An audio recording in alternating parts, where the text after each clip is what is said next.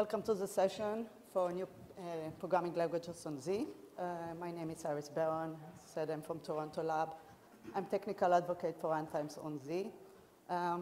In my background, I worked before that 15 years mainly on Java, JavaJit.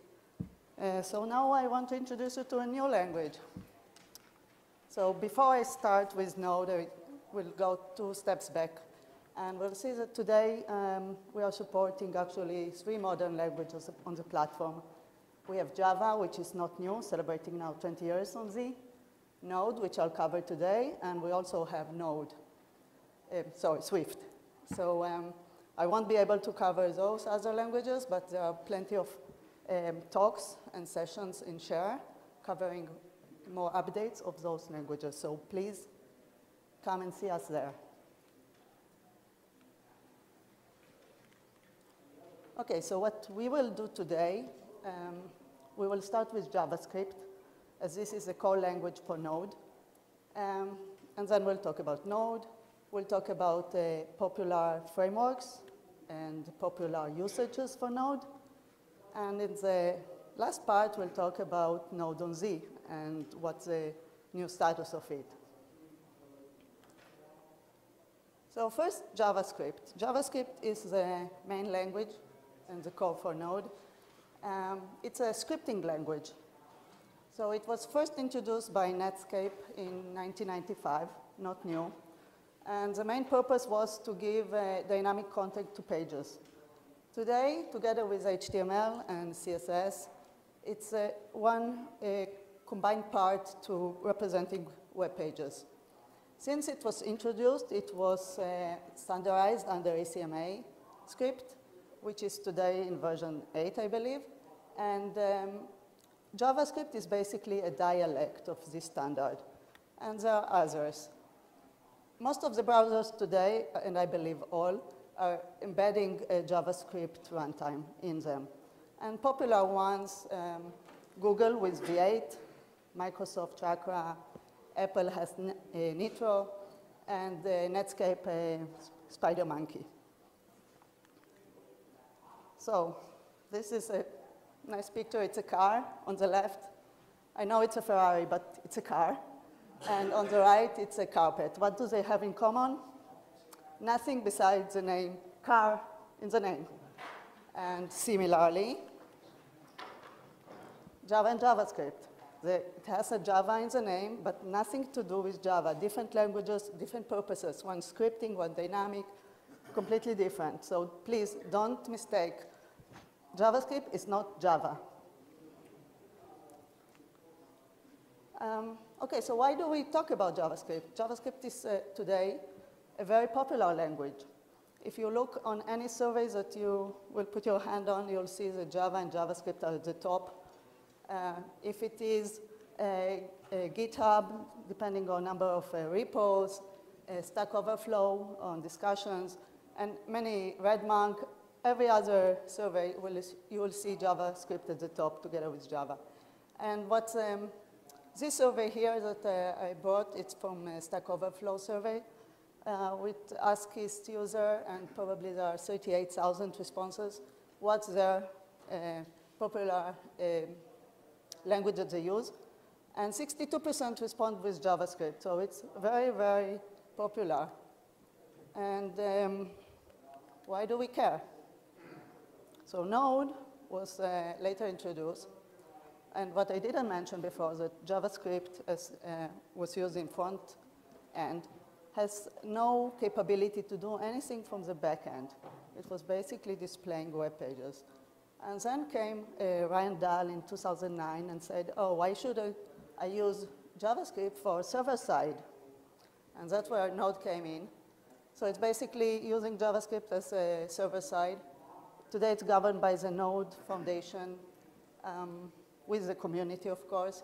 It's built over the Google V8 runtime, cross-platform. Everything is open source. And it's ideally used for network applications. And that is data-intensive I/O bound applications. And the way it's dealing with this and allowing you to scale very well for network applications and have multiple concurrent connections is by having an event-driven, single-threaded, non-blocking I/O model. And that's very important to the scalability of Node. And what does it mean? Basically, we have one single thread that goes, you got tasks. If you can handle them, you will quickly. If not, you pass it to the backend workers. And they do the work. When they finish, they notify him, and he finishes the transaction or the task. And I'll show you in a second a little bit more. The other point here is modularity, which, again, we'll talk some more about it, but it's a crucial part for agile development.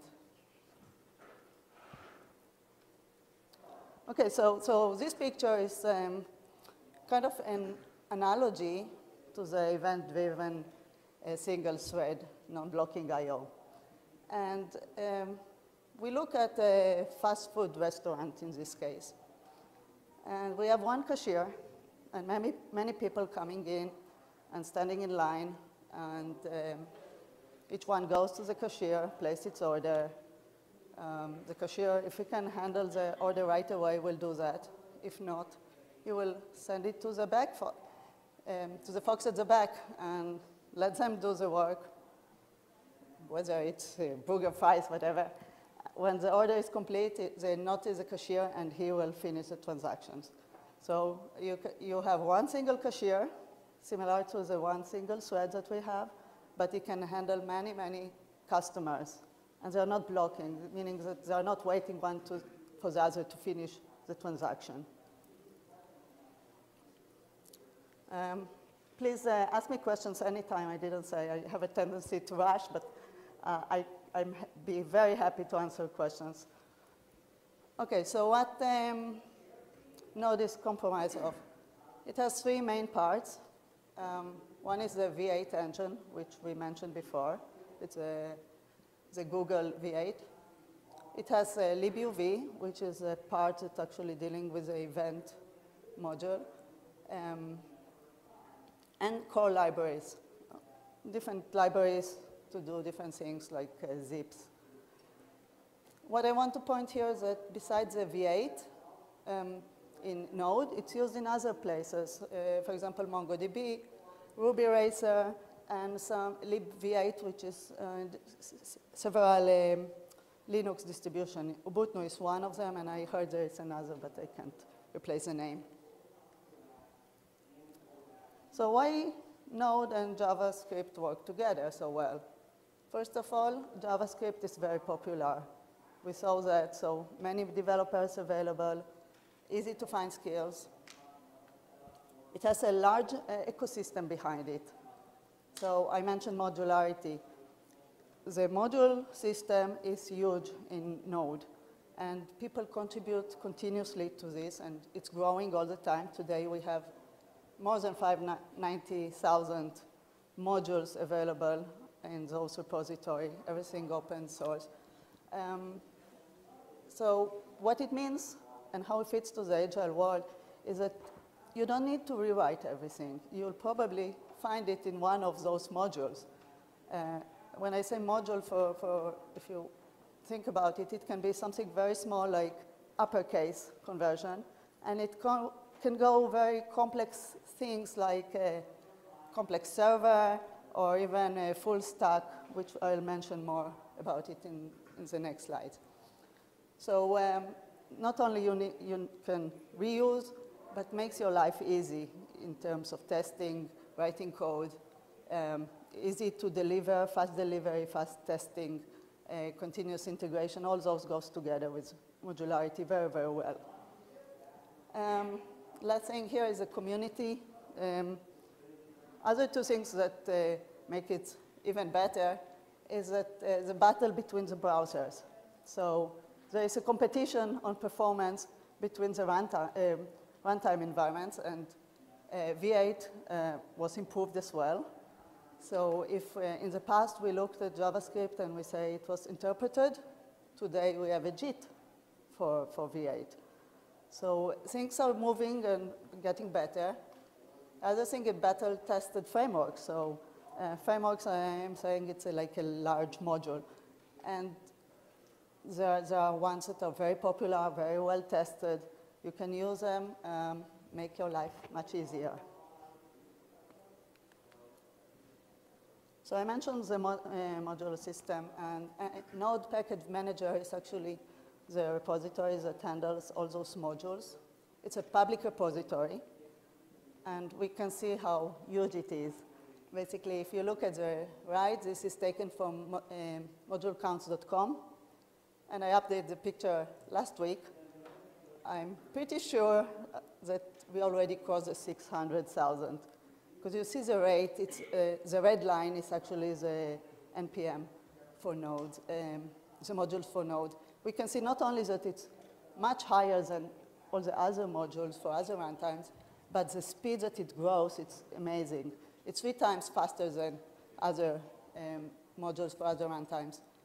And just to put your ear, it's like more than 500 modules per day are contributed, which is enormous growth, you know, like really, really amazing. And you can find everything. You want to do something, you first look there to see if you can easily find the module you need. It saves you a lot of time to rewrite.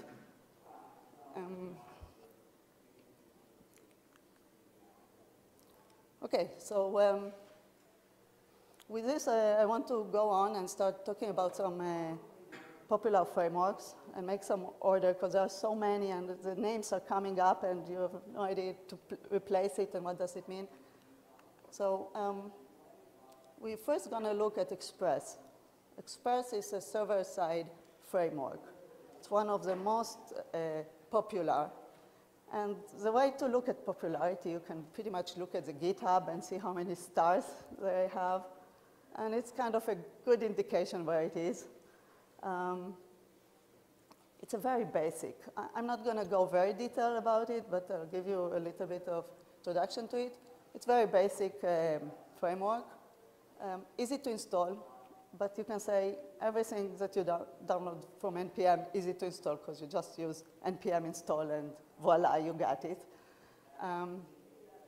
So what's nice about it is that it's JavaScript, so it's like all the Node applications. It's JavaScript, so it talks the same language as the front end. And people like it, especially in enterprises, that you maybe don't need 2 different teams that speak different languages, and you need to see how you integrate between them. So what else? On Express, many other frameworks were built on top of Express. For example, cells and loopback, which are very popular by themselves, have Express inside them. But there are many other server-side frameworks that are also gaining a lot of popularity, and it's very opinionated which one to choose. Koa, for example, and Meteor, and there are many others, many others. The difference between the frameworks, it's how much flexibility it gives you. If you have a client interface to generate automatic code for you, if it fits to the MVC module or not, testing maybe. But those, what's the main purpose for it? So, for example, you can have web server application, and you can have REST APIs application servers that are more concerned about creating those REST APIs. So loopback, for example, is one of those REST APIs. And you go through a client interface, you put your modules that you need, and it creates automatically the whole code for you, everything, with all the APIs that you will need. Then you can extend it, of course, but it gives you, out of the box, quickly, a working application. Express is a little bit different, and we'll use it as an example to a Node application. So this 6 line here, it's all you need to get an Express server up and running. And what it means, let's just go over it quickly. First line has, if you see, a require. That tells it that you will require the Express module.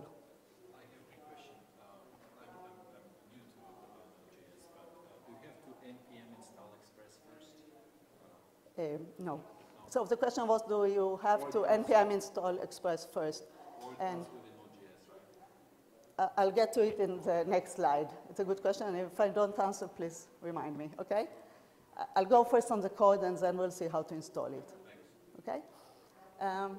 So require means that I need the Express module in order to run this. We start the Express. We define some routes. In this case, we define one route, a get. So it's a URL / that's the request that will come in. And when the server will see this request, it will send a response back of hello world.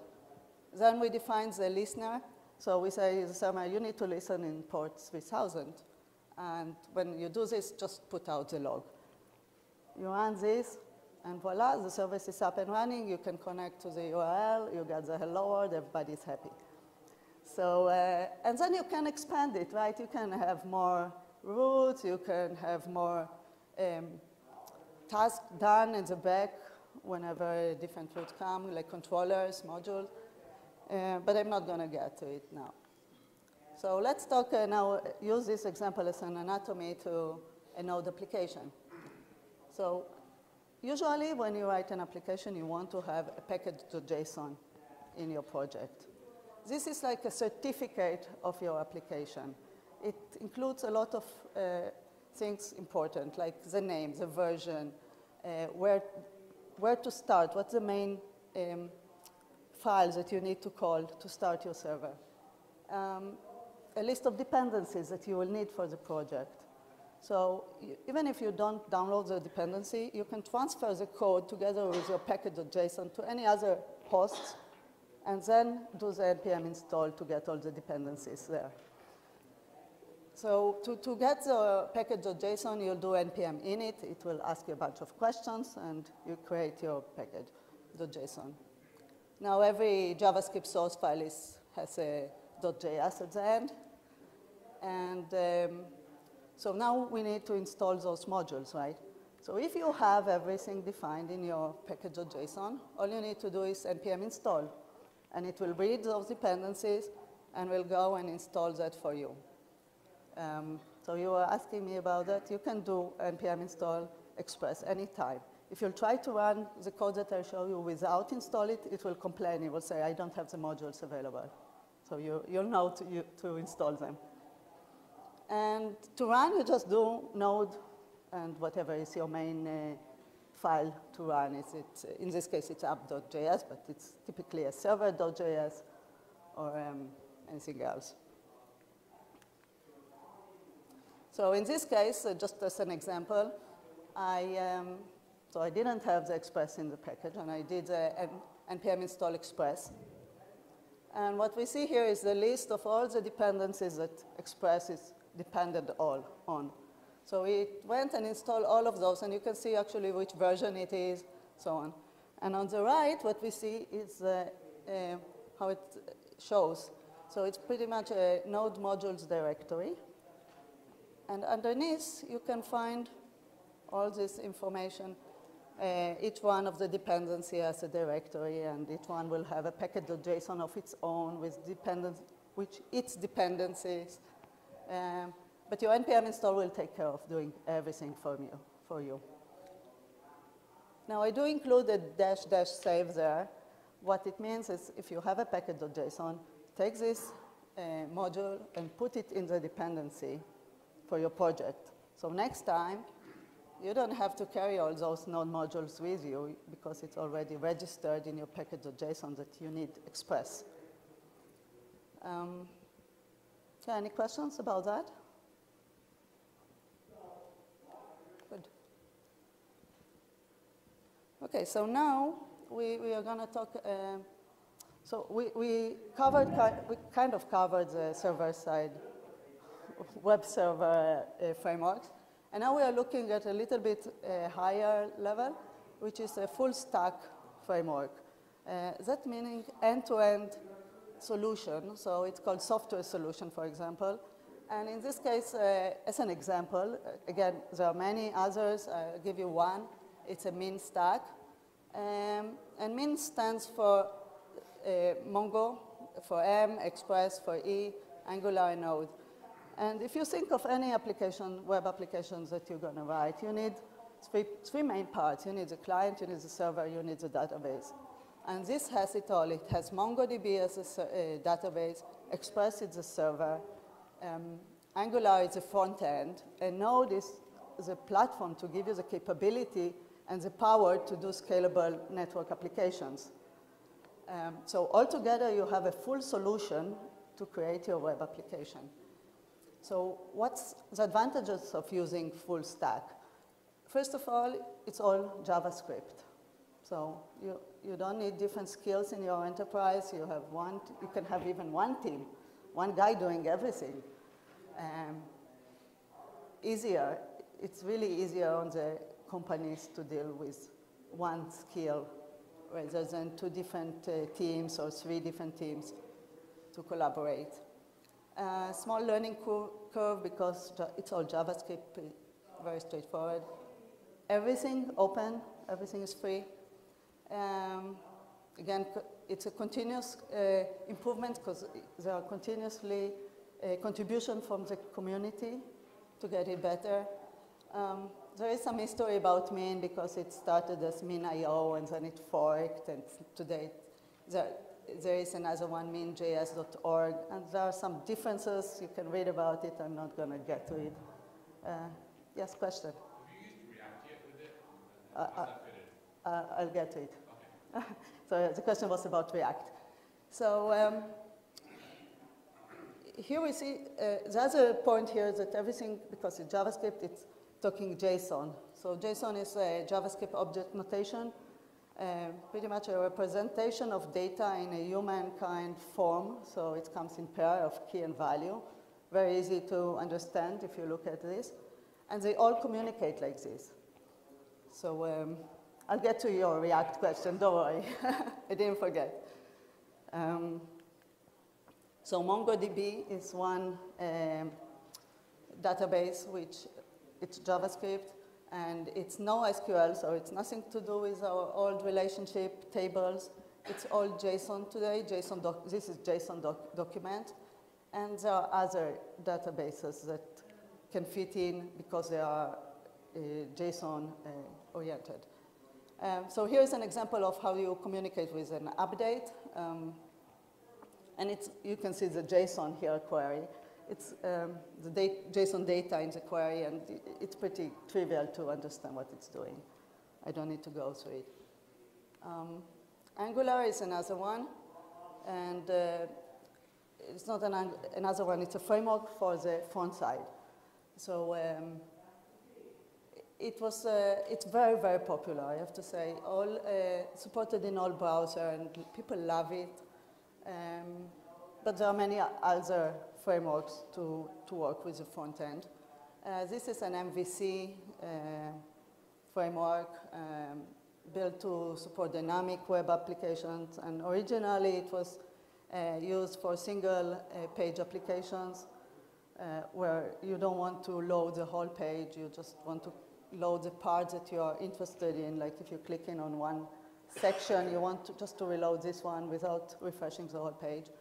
But since then, it's evaluated, and now it's used in many, many web applications, and people love it. The gentleman here asked me about React. So React is it's a competitor to Angular. And it's opinionated. There are pros and cons. You can read about it. The main difference, as far as I know, is that React is dealing only with the view side of the framework. So if Angular was dealing, MVC stands for module, view, and controller. So it has the module, which is dealing with the data. It has a view, which is a representation on the GUI. And it has the controller, which is kind of the business logic. So, and it takes care of all those integration. React is it's a library, it's not a framework, so it's only taking care of the view. And you're supposed to bring in the other parts, other frameworks. Again, people are opinionated. You can read different blogs about what's best and which one will say different things. And so this is Min, but there is Mern. also, and which is with React. So there are different full solutions with different technologies that you can pick off. From my point of view, it's all under Node, and we are promoting Node, so it's kind of a way to show you how Node is used. And there are many companies that are actually using Google, Netflix, PayPal. Those are big advocates for, in general, for Node. So if you look online, I'm sure you'll find lots of talks, videos from them as well, advocating Node. Okay, so with this, I'm finishing with frameworks, and we'll go over some use cases. And, well, this is not pretty much a use case, but Node becomes more and more a big player in the digital transformation world. And big companies, as well as small companies, are picking it up as the main player. And why is that? So we talked about simplicity in JavaScript, easy to learn, easy to use, very light, very efficient language. We talked about full stack development, perfect for agile. We talked about modularity. So modularity allows you to write less code. And what it means, you have less code, you have less bugs, you need less testing. It all comes together. Development is faster, so the cycle of development is faster. Moreover, you know, people move today from monolithic approach to microservices. The monolithic approach, when you have a huge application and takes forever to test and change and risk to break anything, is going out. And instead that, microservices come in. And this means that you break down your application in little pieces, and that's exactly what modular world with Node can help you in. And this allows you better control of your code, easy to debug, easy to find problems, easy to change. You have better control overall on your application. So it fits better in the agile world, where you want maybe to deliver quickly. I know Netflix was talking about they need to deliver every day a new page, a new content. They don't have time to test everything, take down, replace. Like, everything needs to be fast, so they probably have a microservice that's doing it, and they just update this one. So performance, we talked about Node. It fits very well to the web applications capable to handle multiple concurrent connections. We saw how it's doing it. Other things. It suits very well to the API economy, works well with REST APIs. There are frameworks built especially to provide you a REST API server. Speak JSON, so can fit to, talks well to the front end, to databases. Open architecture, sorry. It's, everything is open, and because it's so, the community contributes so much, you can find everything. You can connect to any device, any database, any platform. It's all in there, so it's well integrated. And what I want to mention is that because it's so popular and those NPM modules exist, it's kind of a cycle. You know, people see it's popular, they want to try it. They try it, they maybe want to contribute back, so the number of modules increase, so people see it's now more popular. And it's kind of a cycle, and it grows.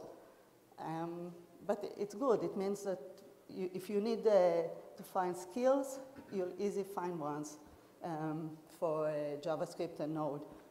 In a survey that we had from 2016, we saw that there are 11.6 million developers using JavaScript.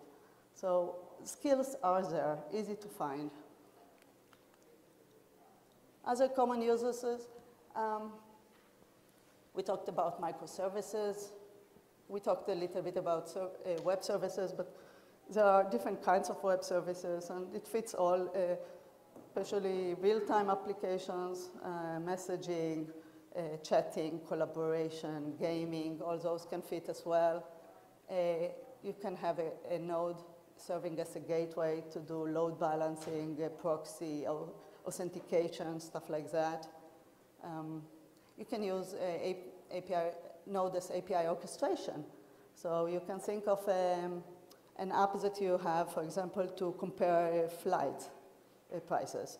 So you can have different microservices that talks to different sites of different vendors, and then you want to collide them, compare them, and get a response back to your user. So you might want to use kind of an orchestrator for this. We are all speaking Z, so ZOS Connect, for example, is built to give you access to your data assets at the back. So you can have an API for Kix and an API for IMS, API for DB2, and you can put Node in front of the OS and has it an orchestrator to all those APIs. So you can combine your answers and send it back as possible use. Caching, another thing, and presentation layer, it's now getting more popular as desktop applications, so on. Okay, questions about so far? Could you share an example of how you would architect a microservice application? How would you kind of orchestrate the services so that entire application lifecycle kind of can make the microservice support, or is there a framework that supports that? So the question was, how do you architect your microservices? Yeah, fair enough. I guess it's per enterprise. I don't have an example with me, but it depends what you're doing and how much you want to break down those tasks that you have. If you have a monolithic one, you need to be smart in putting little pieces that make sense together. I don't have a better answer than that, but if you look online, you'll see some stories from different companies that present their architecture and explain about it. I know I watched Netflix, but there are others, and they explain how they went from monolithic to microservices, and that may be going to help you. So now I'm going to talk about Node on Z, what's new about it, new status, so on. So maybe we should start. I know it's overwhelming, but I'll take you through it slowly. Why we need Node on Z? Node is Node. It's the same thing running anywhere, similar on Z. But we will have a benefit of running on IBM Z because all the goodies that it provides. So today, we have two flavors. We have a Node on Linux on Z and Node on ZOS. On Linux on Z, we are compatible with version 4, 6, and 8. 4 is coming out of service very soon. On ZOS, we are on version 6. And I highlight here some of the benefits of running Node on Z. So first of all, scalability. We talked about Node being a platform for scalability of those applications for non-blocking I/O. If you use it on Z, you take advantage of the asynchronous I/O that the IBM Z provides, and you can get much better performance. And I'll show you a slide with performance numbers, and we'll talk about it. In addition, you get just pure performance improvements from running it on IBM Z because collocation. I can't emphasize enough how much important is collocation. The closer you put your data, application to data, the better is the performance. And I heard it in few sessions yesterday, and I think it's something you really need to understand because it will improve your performance. You can put your microservice, for example, on distributed platform, it will work, but if you put it on the platform, it will work better because it will connect to your assets in a better way, faster way. In addition, we are using hardware exploitation. I'm not talking about the numbers because I'm going to talk about them more detailed in the next slide. We do hardware exploitation. We use, like in Java, we use instructions, the instructions to improve performance. And Security, of course, Z is a trusted platform, especially with Z14 and pervasive encryption. You get better security. In IBM SDK, we have an addition, for Node, we have additional trace points that we add to work with our tooling and unified tooling that we use also for Java, like Health Center. And the last part is better connectivity with ZOS assets. So we are working today to build more and more connectivity to those assets. We have DB2, we have connector to vSAM. I know there are folks from Kix that are interested to know if you are interested to have Node inside Kix, let us know. We will be happy to hear from you. Working very well with ZOS Connect. ZOS Connect provided two connectors, actually, one for pure Node to talk to ZOS Connect and discover APIs, and one through loopback. So if you use loopback, you can pick up as a data source ZOS Connect, and it will ask you, okay, which APIs. It will discover you all the APIs that are available to use, and you can build your application like that. So we are working to kind of bring together to the ecosystem all the connectors, and we'll get to have a full solution. So it's like we use this slogan in Java, Java and Z better together. It's the same for Node. With having the Z underneath gives you more power. Sorry. Okay, collocate.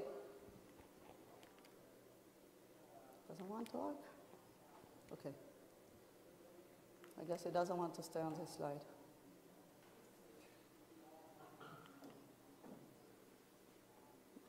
Completely doesn't.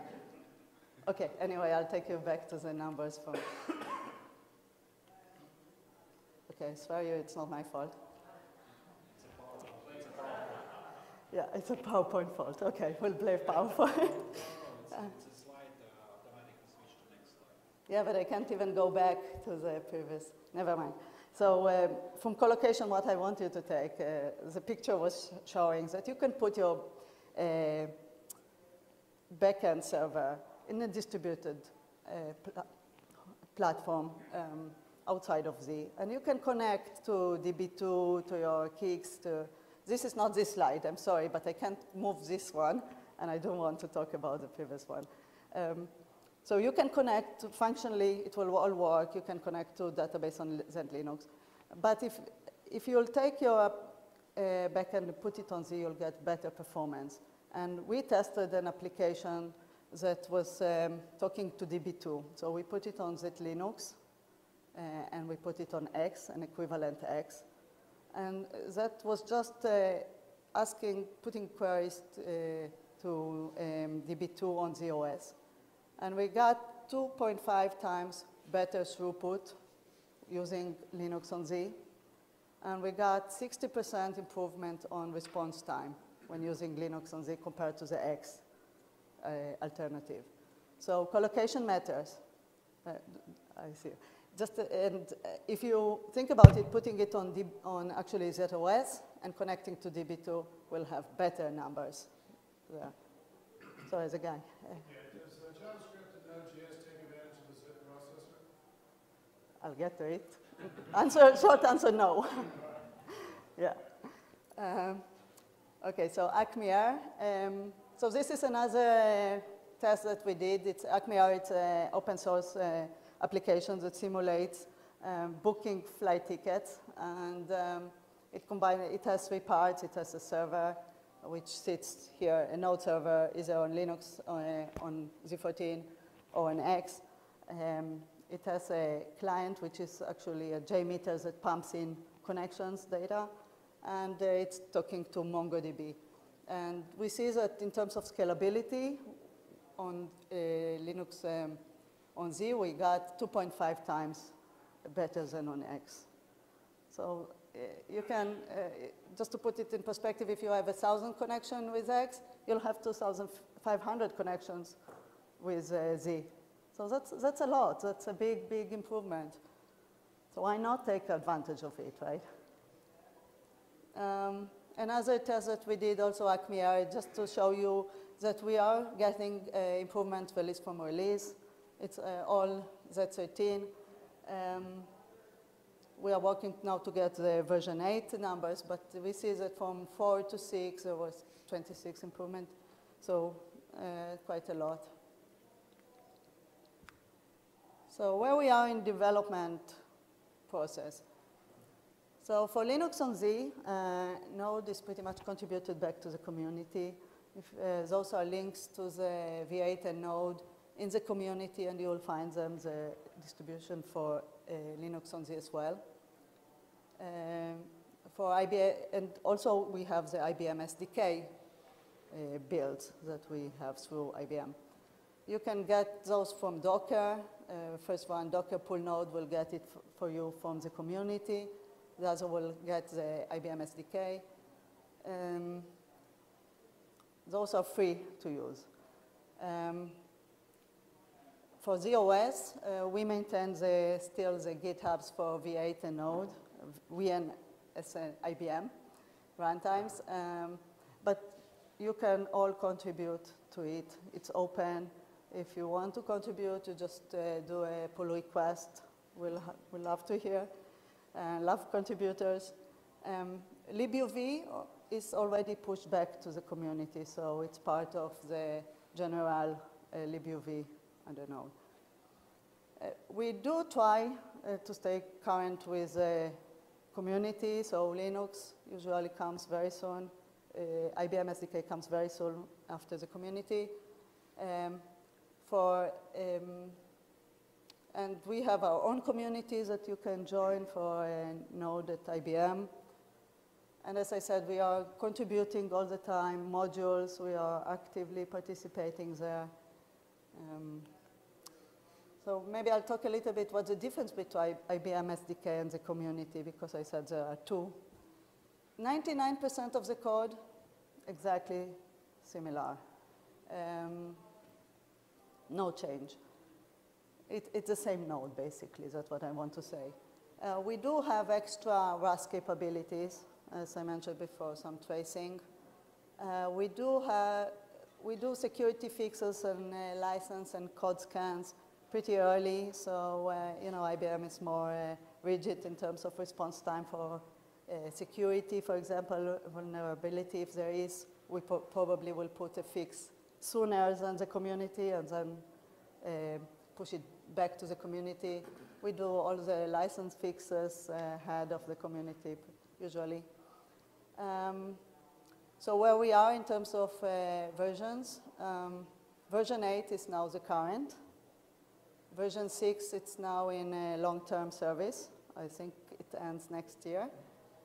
And version 4, it's very close to end of service. So, and end of April. So if you're using version 4, make sure you're going to change it. For IBM on ZOS, IBM Node on ZOS, we are in version 6. If you want to see, we are working towards version 8, and everything in the open, you can go and look, see our progress there, and contribute as well. This page here shows you the community for testing the node. So there is a continuous integration page that keeps continuous testing all those components.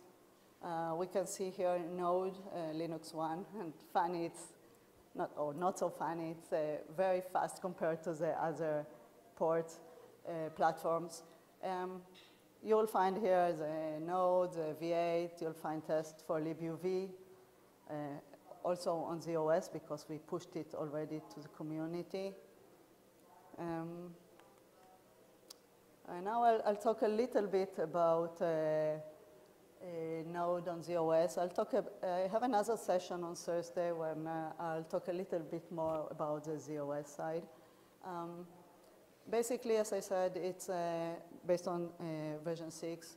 It was announced in July 17, 2017, together with the Z14, if this day doesn't ring a bell. And since then, it was GA'd in September, so it's kind of pretty new, 6 months, something like that. It's an offering, so it's not free. It's, you can get it from Marketplace. You can install it with SMPE, single SMPE. And to answer to the gentleman, it's not ZIPS eligible, but it is a candidate for container pricing. So if you have a new application for Node, it fits into the container pricing new application. Of course, it needs to be approved, but it fits there. So I don't want that the offering will scare you. We have 2 trials modes that you can use to download the ZOS, Node on ZOS, and try it. One is through the Marketplace, that evaluation license for 90 days that you can get. It's an SMP install. So you can download, test, see if you like it. The other one is through the development work. It's a PAX format. Again, it's the same level as the GA one that we have. So you can go and download, and if you have comments to us or anything that you see that we need to improve, please let us know. If you want to be a sponsor for ZOS, we really, really love to hear from you, because we want to know what else.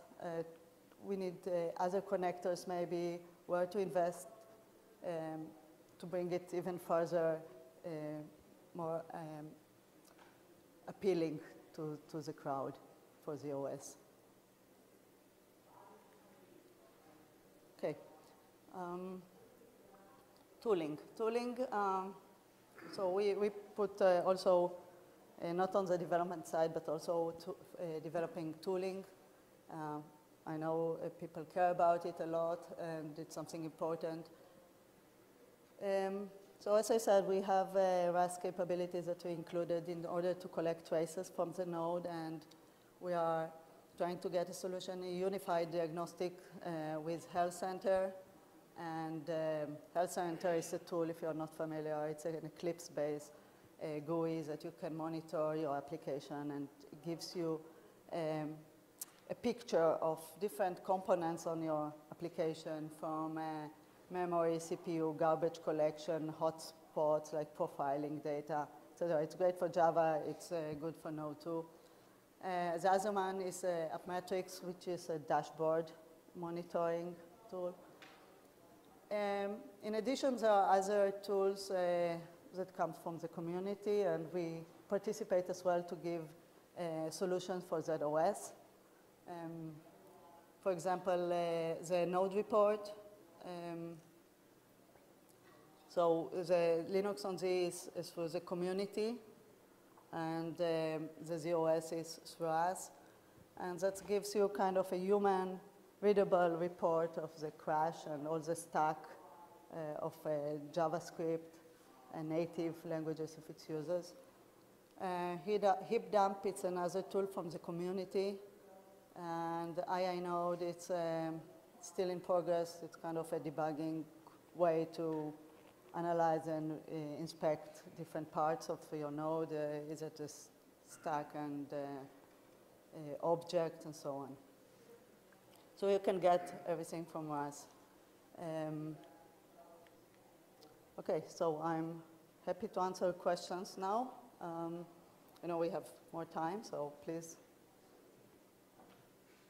Yes, please. Do you want hosting on Z, as far as security goes and auditing the app, anything to share about that when you kind of setting it up for hosting a web app, like just secure it on and How to do security? Yeah, security to make sure that it's kind of, you know, is there anything to share about that? Not so much. It's pretty much like any other application, the way you deal with it.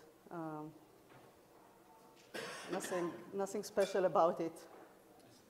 Integrated with RACF, anyhow, like if you want to implement any RACF, is it not? No, RACF is not integrated. What we have is that there is a connector that was published that you can access the data, I forgot the name, sorry. But you can access and see all your data stores and so on. So HFS, and you can get this information. Sorry, yes, please. From your perspective, could a Rex programmer come up to speed quickly on JavaScript and Node.js? Sorry, say it again. Sorry, I didn't hear the beginning. Yes, from your perspective, could a Rex programmer come up to speed quickly with Node.js? So I don't know, because I'm not a Riker developer, but yesterday we had a gentleman from USAA that provided his experience, and he said that he had PL1 developers and system admins that were put to task with Node, and they're easy for them to learn. So, yes. Oh, sorry. So the question was if a RecF developer can easily, Rex developer can easily come to speed with Node and JavaScript. And to my opinion, the answer is yes. It's very trivial language to learn, very simple. I do want to mention that there are many, many resources. Those are highlighting, a lot of them are ZOS.